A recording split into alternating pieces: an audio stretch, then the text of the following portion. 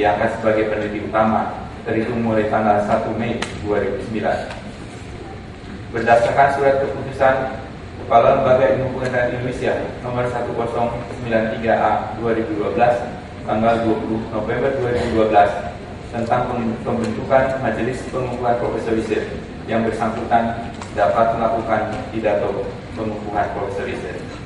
Pendidikan formal menamatkan Sekolah Dasar Negeri Greges Temanggung tahun 71, Sekolah Menengah Pertama Negeri 2 Temanggung 74, Sekolah Menengah Atas Negeri Temanggung tahun 77, memperoleh gelar sarjana sosiologi dari Universitas Gadjah Mada tahun 83, memperoleh gelar Master of Art in Anthropology and Sociology dari Monash University Australia tahun 93, dan memperoleh gelar Doctor of Sociology dari Latrobe University Australia tahun 2001. Pengalaman pekerjaan, jabatan struktural 9496, Kepala Bidang Dinamika Sistem Sosial dan Budaya, Pusat Penelitian Kemasyarakatan dan Kebudayaan LIPI. 2001-2010, Kepala Pusat Penelitian Sumber Daya Regional LIPI. Jabatan fungsional peneliti diawali sebagai asisten peneliti media tahun 1986, ajun peneliti muda 89, ajun peneliti media 95, peneliti muda tahun 2000, peneliti media 2002, ahli peneliti muda 2005, dan memperoleh jabatan peneliti utama bidang antropologi tahun 2009. Publikasi ilmiah menghasilkan 100 karya tulis ilmiah yang ditulis sendiri maupun dengan penulis lain dalam bentuk buku, jurnal, prosedi, dan makalah yang diterbitkan dalam bahasa Indonesia, 64 diantaranya dalam bahasa Inggris.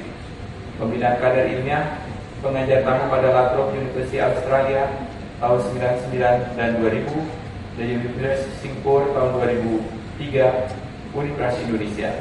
Penguji disertasi pada The National University of Singapore. Organisasi profesi, Sekretaris Jenderal International Federation of Social Sciences Organization 2011 sampai sekarang, Bendahara International Federation of Social Sciences Organization 2003 sampai 2011, anggota Management of Social Transformation. Tanda penghargaan, menerima penghargaan dari Presiden Republik Indonesia tahun 98, Satya Lancana Karya Satya 10 tahun, 2005 Satya Lancana Pembangunan, 2007 Satya Lancana Karya Satya 20 tahun. Selesai.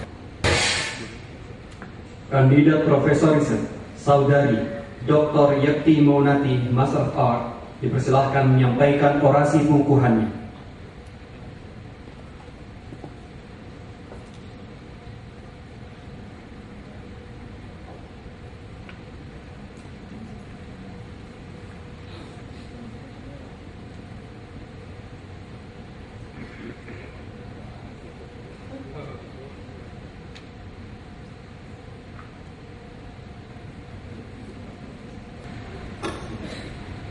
Assalamualaikum warahmatullahi wabarakatuh.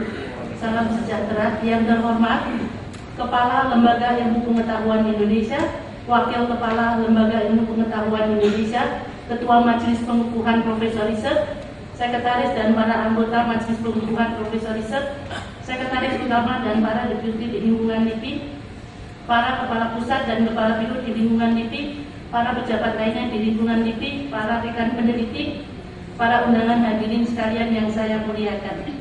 Rasa bersyukur yang tidak terhingga kehadiran Allah Subhanahu wa Ta'ala yang telah melimpahkan karunia-Nya sehingga kita dapat berkumpul dalam keadaan sehat walafiat untuk acara pengukuhan Profesor Riset di Lembaga Ilmu Pengetahuan Indonesia. Perkenankanlah saya dalam kesempatan yang berbahagia ini untuk menyampaikan orasi dengan judul Identitas Etnik Minoritas di Perbatasan Asia Tenggara. Pidato pengukuhan ini merupakan abstraksi dari rangkaian hasil-hasil penelitian yang telah saya lakukan tentang dinamika kehidupan etnik minoritas atau indigenous people di beberapa negara di Asia Tenggara, baik di kawasan daratan Asia Tenggara dan kepulauan. Pendahuluan, identitas sebagai konstruksi sosial. Saya mendefinisikan etnisitas sebagai ascribed identity yang utamanya berdasar pada asumsi kekerabatan dengan kombinasi dari ras, bahasa, agama, geografi, dan budaya. Bayer lebih lanjut menjabarkan dua pendekatan, yaitu primordialism dan konstruktivism dalam melihat etnisitas. Heller pendukung konstruktivism memandang pembahasan etnisitas terkait dengan budaya, tetapi hubungan antara keduanya tidak selalu pasti atau tetap. Ia menganggap tidak semua kelompok etnik yang budayanya berbeda berarti kelompok etnik yang berbeda, serta tidak semua kelompok etnik berbeda budayanya satu sama lainnya. Hubungan antara etnisitas dan budaya tidak selalu pada posisi yang ideal. Para antropolog dan ilmuwan sosial lainnya pada umumnya menganggap bahwa identitas budaya merupakan sebuah konstruksi sosial. King dan Wilder menjelaskan bahwa etnisitas merupakan ekspresi dari produk masa lalu, kebangkitan asal-usul yang sama, hubungan sosial dan kesamaan dalam nilai-nilai budaya, dan ciri-ciri seperti bahasa dan agama. Namun dimensi historis tentang identitas menunjukkan bahwa identitas itu tidak pasti, konstan, dan kekal, bahkan kadang-kadang berubah dan dapat dikonstruksi. Identitas pada dasarnya cair, artinya identitas dapat berubah karena konstruksi sosial. Di Thailand banyak orang yang dahulunya merupakan etnik minoritas berubah menjadi Thai melalui proses sejarah yang panjang. Namun demikian, etnik minoritas masih eksis yang umumnya menghuni daerah pegunungan di wilayah perbatasan. Konsep tentang identitas sebagai hasil konstruksi sosial ini penting untuk digali secara mendalam pada etnik minoritas, karena hal ini dapat dijadikan lesson learned pada kebijakan tentang etnik minoritas di Indonesia.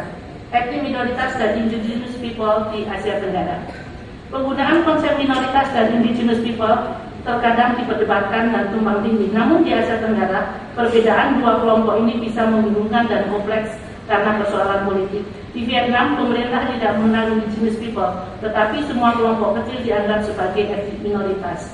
Persoalan tumbang tindih antara kelompok yang menamakan indigenous people dan minoritas sering terjadi di Asia Tenggara. Menurut Clark, secara umum dapat dibagi dalam 3 tipe minoritas, yaitu etnik dan bahasa minoritas keagamaan, dan indigenous people.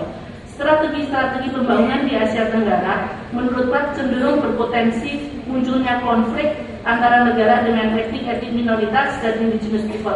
Akhir tahun 80-an memang telah terjadi pergeseran. Pemerintah mulai mempertimbangkan konsep ethno-development atau kebijakan pembangunan yang sensitif terhadap kebutuhan etnik minoritas dan indigenous people. Majelis dan hadirin yang saya hormati, perkembangan studi identitas etnik di wilayah perbatasan. Wilayah perbatasan merupakan salah satu tempat strategis bagi pergerakan transnasional yang melibatkan berbagai kelompok etnik. Selain itu, wilayah perbatasan juga dijadikan wilayah transito dari pergerakan manusia tersebut. Secara historis, perbatasan adalah wilayah pinggiran di mana pusatlah yang memegang peranan penting dalam pengambilan keputusan di berbagai aspek kehidupan, termasuk sosial, budaya, ekonomi, dan politik. Namun kini wilayah perbatasan tidak lagi diabaikan atau sekedar sebagai halaman belakang, tetapi merupakan halaman depan dari suatu negara. Studi tentang identitas etnik di wilayah perbatasan Asia Tenggara dilakukan oleh berbagai ilmuwan sosial. Toyota yang melakukan studi secara intens di perbatasan Thailand dan Myanmar memandang persoalan penting yang dihadapi oleh etnik minoritas adalah isu kewarganegaraan serta konsekuensinya. Ia mengatakan bagi Hill Tribe yang memegang kartu biru, status sebagai Hill Tribe tetap memerlukan izin jika ia ingin meninggalkan atau pergi dari wilayahnya. Isu identitas etnik minoritas di wilayah perbatasan ini kompleks dan bervariasi. Jika Hill Tribe di Thailand memiliki persoalan kewarganegaraan, lain halnya dengan isu identitas etnik di perbatasan Indonesia-Malaysia.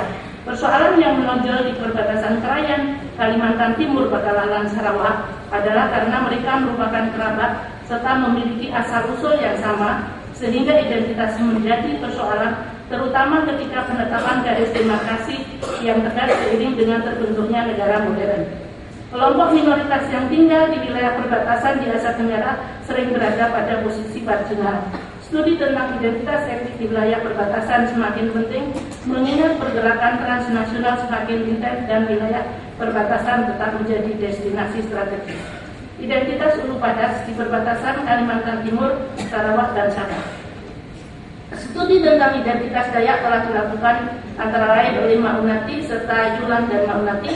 Maunati dalam studinya tentang identitas Dayak melihat dua kekuatan besar yang mempengaruhi terbentuknya identitas Dayak. yakni kekuatan politik dan ekonomi. Kedua kekuatan ini pun terfragmentasi menjadi berbagai elemen. Kebangkitan identitas suku Padas terkait erat dengan penggalian tradisi yang memiliki kesamaan-kesamaan di 3 wilayah. Meskipun wilayah tersebut relatif kecil, tetapi memiliki karakter transnasional. Orang-orang di 3 wilayah tersebut sebelum terbagi menjadi negara dan provinsi yang berbeda, mereka dahulunya satu kelompok. Gagasan tentang identitas Ulu Padas didiskusikan dalam beberapa forum yang dilakukan oleh orang-orang dari Lun Dayak di Sabah, Lun Dayak dari Krayan Kaltim, dan Lun Bawang dari Sarawak. Intinya adalah untuk menemukan kepentingan yang sama serta memperkuat identitas sebagai orang Ulu Padas. Identitas Dayak memang banyak terkait dengan kehidupan yang diwarnai persoalan pengayuan pada masa lalu.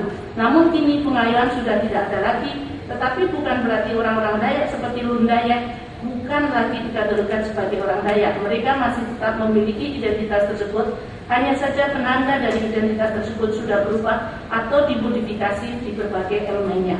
Etnik Padaung dan Akar di perbatasan Thailand dan Myanmar. Di Thailand, etnik minoritas lebih dikenal dengan sebutan Hill Tribe, memiliki peran tersendiri dalam perekonomian di negeri Gajah Putih tersebut. Etnik minoritas berperan penting dalam perkembangan kepariwisataan etnik dan budaya karena keunikan tradisi etnik minoritas ini dipromosikan secara besar-besaran dan menjadi daya tarik yang sangat penting dari dunia kepariwisataan di Thailand. Etnik minoritas menjadi lebih kuat identitasnya ketika budaya mereka dihargai dan dikagumi oleh banyak kalangan. Di Thailand Utara, orang Padaung dan Akar merupakan kelompok minoritas yang mendapatkan kunjungan wisatawan cukup tinggi dengan kombinasi provinsi Golden Triangle, Hill Tribe, Orchid Farm, dan lain sebagainya. Hill Tribe sendiri menempati wilayah pegunungan di provinsi Chiang Mai dan Chiang Rai. Hill Tribe ini dihuni 2 kelompok, Akar dan Padaung. Di siang hari, kedua desa tersebut umumnya hanya dihuni oleh para perempuan yang sambil menunggu rumahnya, mereka menjajakan souvenir berupa berbagai kerajinan. Orang-orang Akar dan Padaung dapat diidentifikasi melalui budaya materi yang mereka miliki, termasuk pakaian tradisional, aksesori, atau perhiasannya. Menurut Bradley, kelompok minoritas atau orang-orang Hill Tribe memiliki budaya materi yang berbeda. Bradley mencatat bahwa setiap kelompok minoritas memiliki pakaian tradisional yang menarik untuk perempuan. Bagi kelompok minoritas seperti Karen dan Hmong, jika mereka memutuskan untuk memakai pakaian Thai, mereka mencapai derajat yang lebih tinggi, dan ini sebagai tanda bahwa mereka menjadi masyarakat nasional. Pariwisata budaya menarik wisatawan mancanegara. Hal ini tidak mengherankan karena memang ide dasarnya dari ketertarikan orang-orang Barat terhadap kelompok lainnya. Terkait dengan mitra di Thailand Utara, wisatawan dapat dengan mudah membeli souvenir yang merupakan foto-foto atau budaya materi etnik minoritas tersebut. Hal ini umum terjadi di destinasi pariwisata seperti misalnya yang mencatat selain memiliki akti ritual, tenunan, ukir kayu, dan lukisan Dayak dijual pada wisatawan sebagai souvenir, sebagaimana yang terjadi di destinasi pariwisata seperti Bali, Tanah Toraja, Spanyol, San Cristobal, Meksiko. Komodifikasi budaya merupakan unsur penting di Thailand Utara. Majelis dan hadirin yang saya hormati. Kesimpulan, sebagaimana dinyatakan oleh Erikson, identitas sering muncul ketika kelompok merasa terancam. Ungkapan ini ternyata masih relevan ketika kita berbicara masalah identitas orang-orang Ulu Padas di wilayah perbatasan Kalimantan Timur, Sabah, dan Sarawak. Ulu Padas sendiri merupakan identitas yang relatif baru yang berasal dari wilayah yang dinamakan Ulu Padas dan sering disebut the heart of Borneo, karena selain sebagai orang Ulu Padas, mereka masing-masing memiliki identitas seperti Lun Dayak, sering pula sebagai orang Dayak di bagian Kalimantan Timur, dan Lun Bawang di Sarawak. Selain itu, mereka juga memiliki identitas nasional sebagai orang Indonesia di wilayah Indonesia, serta orang Malaysia di wilayah Sabah dan Sarawak. Identitas memang bisa multiple dan cair, tergantung pada kepentingan dan konteks. Apa alasan dibalik keinginan memperkuat identitas Ulu Padas? Tampaknya alasan ekonomi berpengaruh karena wilayah di perbatasan memiliki potensi baik ekoturisme, padi organik, serta peternakan tebu yang belum dikembangkan. Senada dengan orang-orang Ulu Padas yang mengembangkan ekoturisme, sebagai salah satu cara untuk mengembangkan ekonomi masyarakatnya, kelompok minoritas di Thailand yang dikenal dengan Hill Tribe, yaitu orang Padaung dan Akar, juga bergerak pada bidang pariwisata, terutama wisata budaya dan etnik. Semula kelompok minoritas yang berasal dari Myanmar setelah tinggal di Thailand, sering pergi ke Myanmar, dan kemudian kembali lagi ke Thailand dan seterusnya. Pemerintah Thailand memberikan pelatihan dan mereka diharuskan tinggal menetap. Jika pindah ke Myanmar, mereka tidak boleh lagi masuk ke Thailand. Penutup. Indonesia bisa belajar dari pengalaman di perbatasan Indonesia-Malaysia maupun wilayah Asia Tenggara, terutama berkenaan dengan pengelolaan etnik minoritas serta lingkungannya.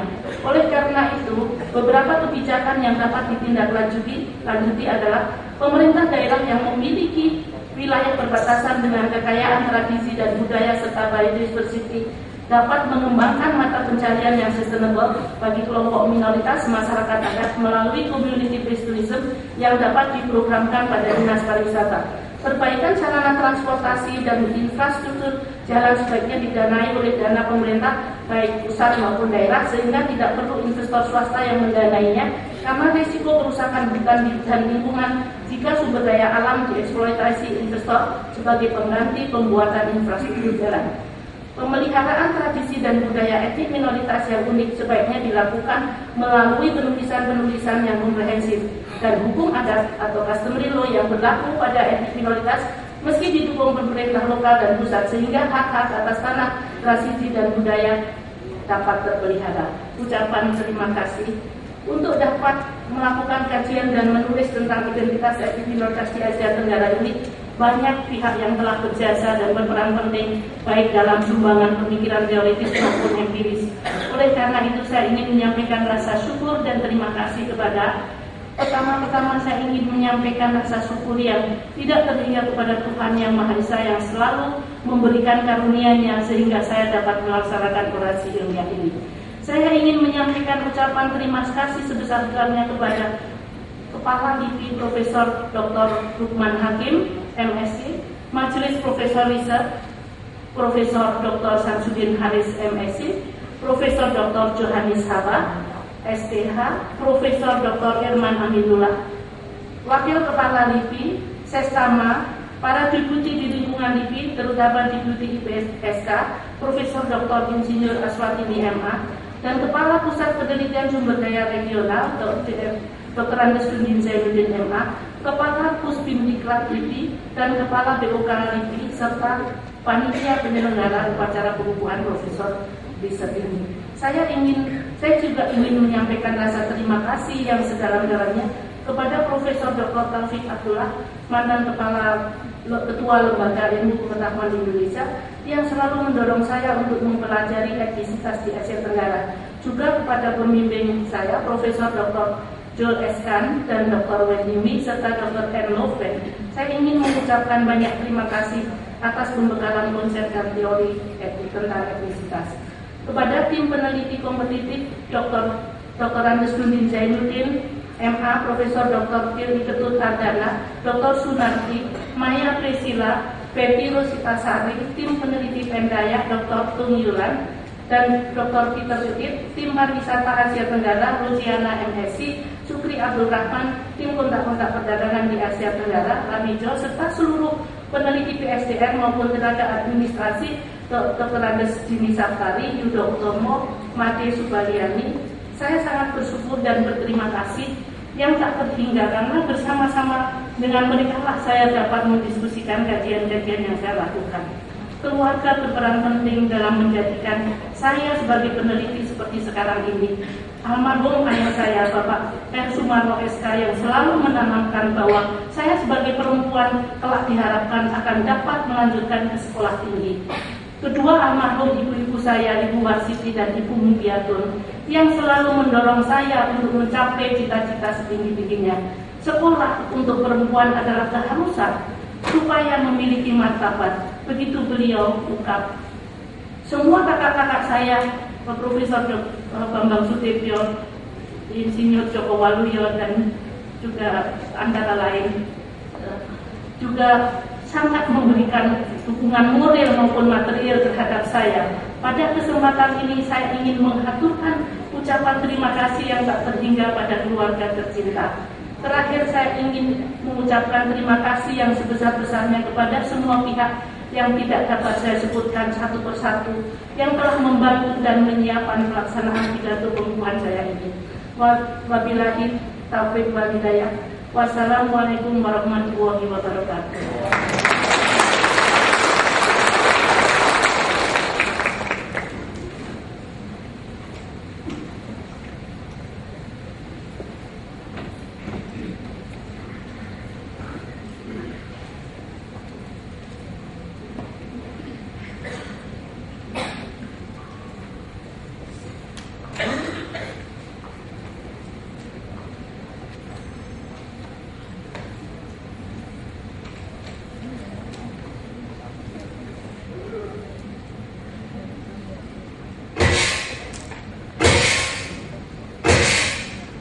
Kandidat Profesor Riset, Saudara Dr. Insinyur Sambut Haizmi, Saudara Dr. Muhammad Hanafi, dan Saudari Dr. Yekti Maunati, Master of Art, menempati tempat yang ditentukan guna menerima widyamala serta piagam pengukuhan dari Ketua Majelis Pengukuhan Profesor Riset.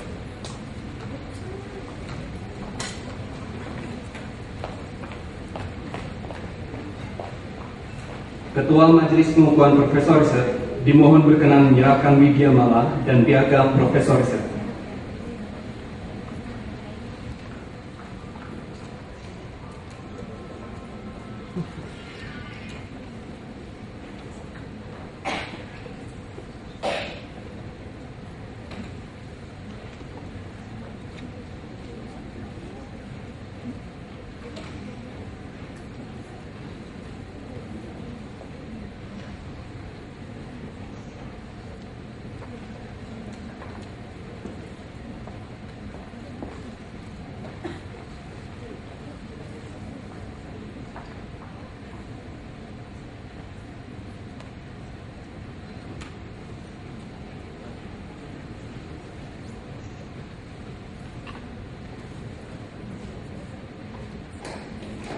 Dipersilahkan kembali ke tempat semula.